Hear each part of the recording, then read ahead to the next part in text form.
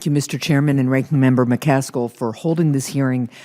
Thanks to all of the witnesses today for not only being here, but as importantly, if not more importantly, for your work. And I'll add my thanks to the thanks you've heard from other members of the Committee for the Women and Men under your leadership for everything they do to protect our country. We are very, very grateful. I wanted to start with a question, Ms. Shao, for you, because I want to discuss the threat of foreign fighters.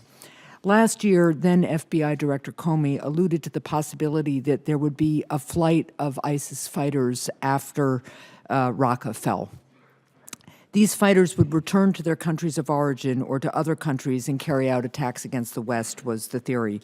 Before this committee in September, NCTC Director Rasmussen gave the impression that the intelligence community's assessment was that ISIS foreign fighters would treat Raqqa as their Alamo and fight to the death to defend this so-called caliphate.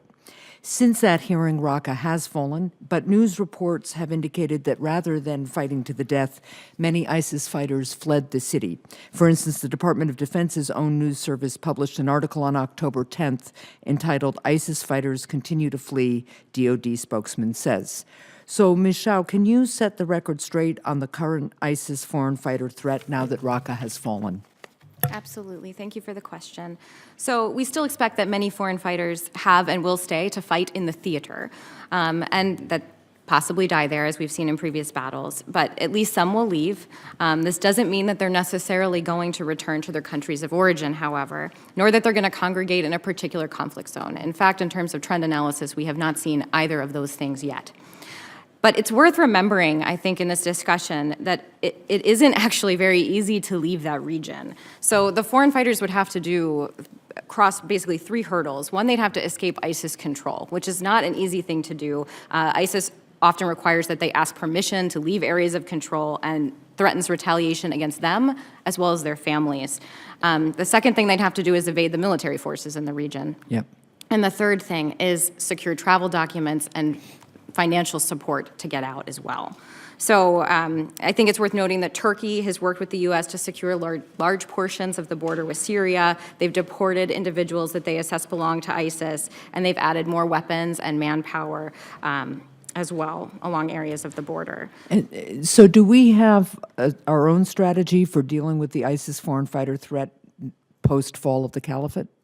Well, certainly when it comes to foreign fighters, we've been engaged in working to ensure with DoD and with our foreign partners that we have as much information about terrorist identities as possible so we can feed that into NCTC's Terrorist Identities Data Mart environment, TIDE.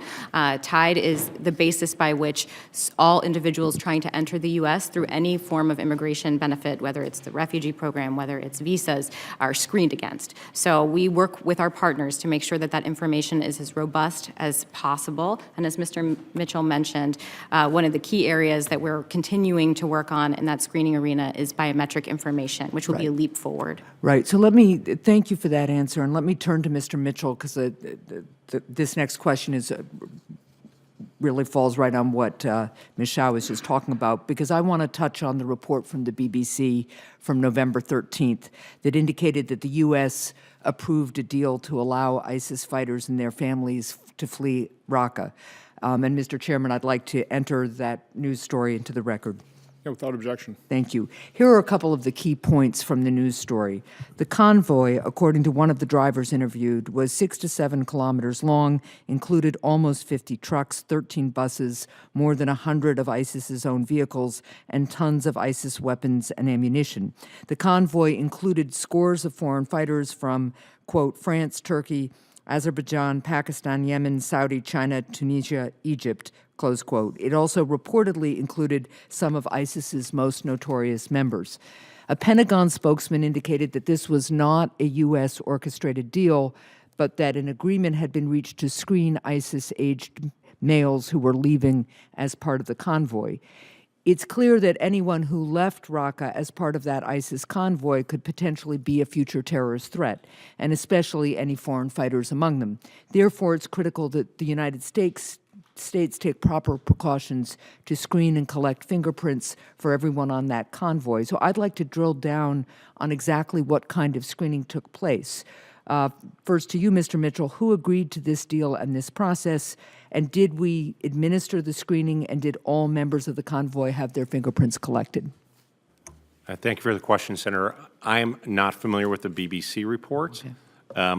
I do recall the discussions of the convoy, but I didn't have any insight. Those decisions were made by the tactical commanders on the ground, Okay. and I would be glad to get back to you with additional information to answer that question. That would be terrific. Thank But you. what I'd like to, I do want to address is one of the things that we've done on the battlefield Yeah. is we've equipped our SDF partners and our Iraqi partners, even folks that we're not actively with biometric screening Yeah. tools, so that every fighter they encounter on the battlefield is being biometrically screened and enrolled, and that information is being passed to us. So that's the first thing that we're doing. Okay. The second thing is the Department of Defense in 2014 stood up an effort to address, really at that time, the flow of foreign fighters in, Yep. but it has since shifted to the flow of foreign fighters out.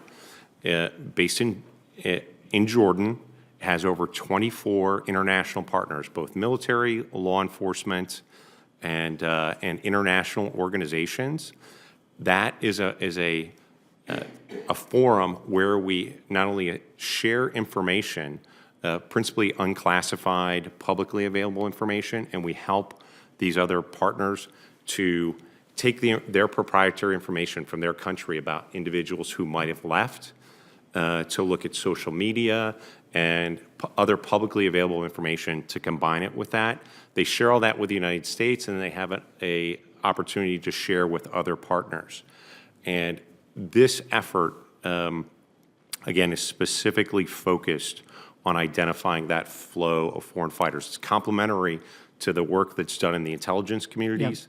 But I think I'd be happy in a different form to provide some information on the successes that we've enjoyed there. Well, that would be great. And my time is up, so I'll just say that I have some follow-up questions for you all about how this information is coming back to our watch list and the like, and I'd look forward to submitting those questions on the record and getting your responses. Thank you.